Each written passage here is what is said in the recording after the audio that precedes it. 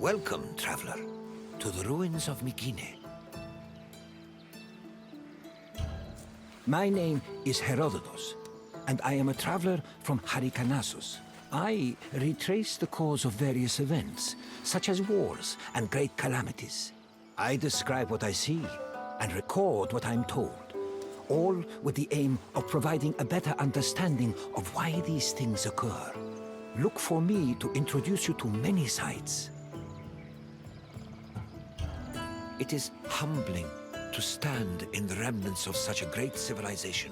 Looking at these ruins, I am reminded that the past is never as far behind us as we think.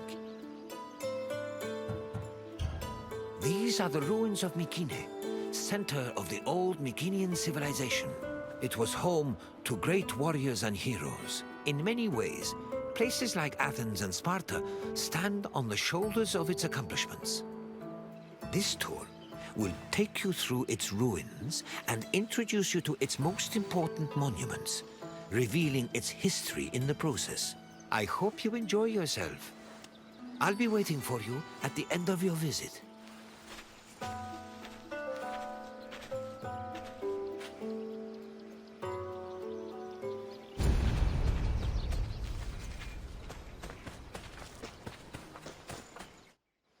The Mycenaean civilization flourished in the Late Bronze Age between 1600 and 1200 BCE. During this period, it was mainly located in the Peloponnese and central Greece. Mycenaeans were known for exploring distant lands.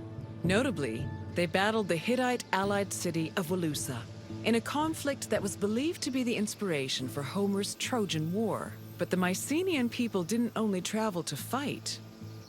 They learned much from their neighbors, the Minoans of Crete, such as how to write syllabic script on clay tablets. Such tablets provide evidence that Mycenaeans spoke an early form of Greek. They also tell of how great Mycenaean kings ruled over their warriors from opulent palaces in places like Mycenae, Thebes, and Knossos.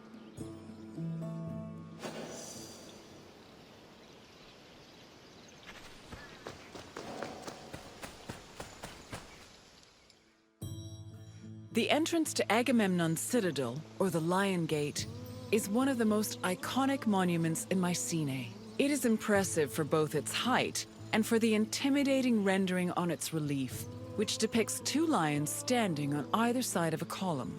Unfortunately, the lions' heads, which were presumably made of a precious metal or higher quality stone, have been lost to time. The gate was most likely meant to greet a triumphant king returning home from successful military campaigns and to awe foreign visitors.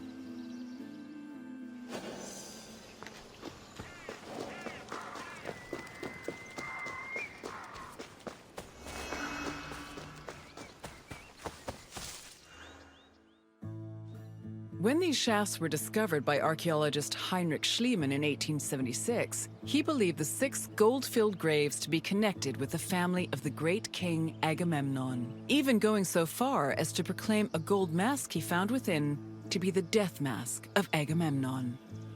However, this was refuted by later excavations, which showed that the 19 bodies buried in the shafts dated back to a few hundred years before Agamemnon was even born.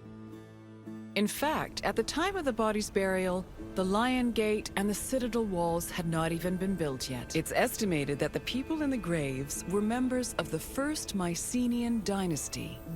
The graves later became a place of worship for Mycenaean kings, who raised walls to protect them.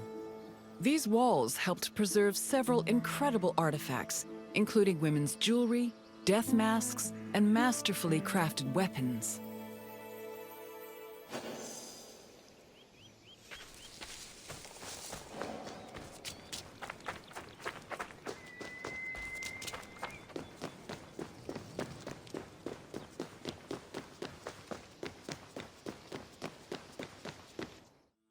By 1250 BCE, Mycenae was at the height of its power, and its living quarters and workshops were numerous. Houses were built everywhere, from the top of the palace's hill near the king's residence, to the slopes and terraces within the walls, to the nearby hills outside the citadel. At one point, the citadel's walls even had to be enlarged to make room for more quarters. The people who lived inside the citadel were those with high status in either the military, religious, or administrative sectors of the kingdom. This is reflected by the ceramic and metal vessels inside the houses, as well as their painted plastered walls.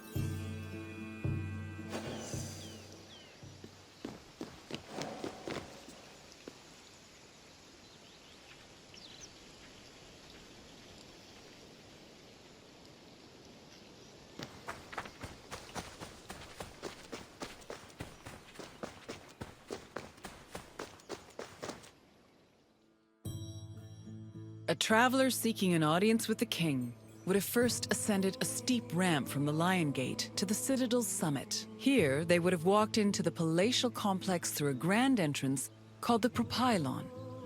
Once inside, their gaze would immediately be drawn to the palace's main hall, a monumental area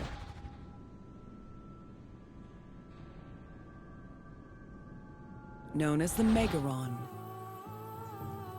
The vividly decorated Megaron, which glittered with precious objects and colorful frescoes in its heyday, was where the king would have received the traveler. If the king was feeling generous, he would have shared with the visitor the palace's most marvelous feature, its commanding and majestic view, which stretched from the plain of Argolis to the gleaming Aegean Sea.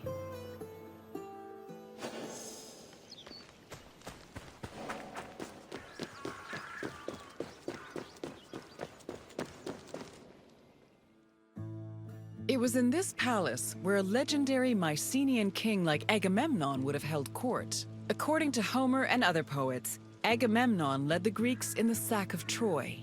Stories say that he was a fearsome warrior on par with Achilles, but also an overly ambitious and arrogant ruler. He sacrificed his own daughter, Iphigenia, to convince Artemis to grant his ship's passage to Troy. After conquering the city, he returned to Mycenae with mounds of riches, and a Trojan named Cassandra as his concubine. Agamemnon's wife, Clytemnestra, was not pleased with her husband's sacrifice of their daughter. She plotted to murder her husband out of anger. The plot was successful, and, depending on the version of the story, Agamemnon was either murdered in his bath by Clytemnestra or killed by his cousin Aegisthus during a banquet.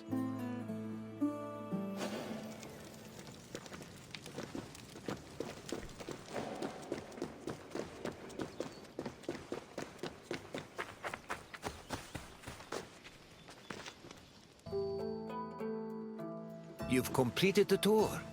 I trust it was an eye-opening experience. Though it did not last, Mycenae was a sort of precursor to what would eventually become the Greek civilization we know today. It's important we remember them, if only to avoid repeating their mistakes. Now, what else would you like to do?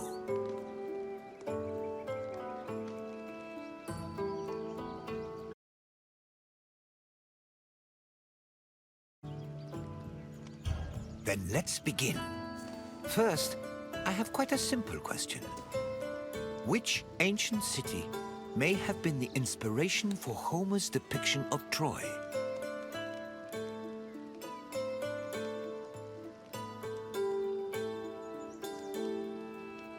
Yes, the Mycenaeans' conflict with the city of Wilusa allegedly inspired Homer's Trojan War.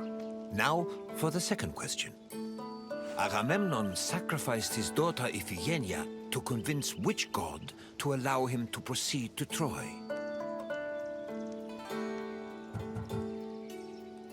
Yes, Agamemnon sacrificed Iphigenia to reconcile with Artemis, who then allowed his ships to pass to Troy. Now, one last question. What was the name of Agamemnon's Trojan concubine? Correct.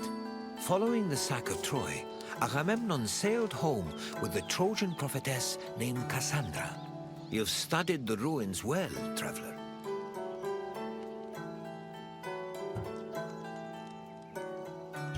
I appreciate your desire for more knowledge.